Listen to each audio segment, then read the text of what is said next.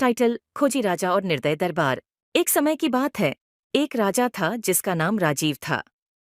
राजा राजीव बहुत ही सजीव और खुशमिजाज था, लेकिन उसके दरबार में निर्दयता की भावना थी।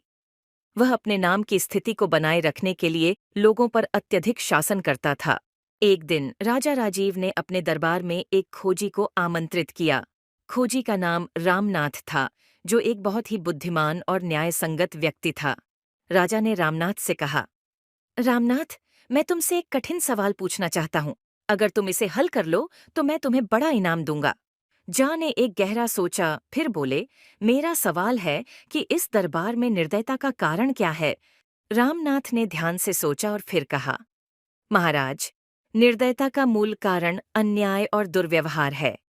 जब लोगों को न्याय और सम्मान नहीं मिलता तो उनमें दया और सहानुभूति की भावना खत्म हो जाती है। राजा को रामनाथ के उत्तर से बहुत प्रभावित हुआ। उसने अपने दरबार में न्याय की बढ़ावा देने का फैसला किया। उसने सभी अधिकारियों को न्याय और न्याय संगतता का पालन करने का निर्देश दिया। यह फैसला राजा राजीव के दरबार में एक नई सुबह लाई। लोगों के चेहरों पर खुशी और संतोष की मुस्कानें थीं। अब उनका दरबार एक स्थान था जहां न्याय और सम्मान की भावना महसूस होती थी। राजा ने रामनाथ को बड़ा इनाम दिया और उसे अपने दरबार का सच्चा मित्र घोषित किया। रामनाथ की बुद्धिमानी और न्याय की भावना ने राजा के दरबार को एक नई दिशा दी।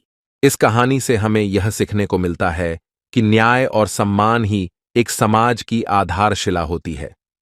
अन्याय और निर्दयता से दूर रहना हमें एक सही और सच्चे नेतृत्व की ओर ले जाता है।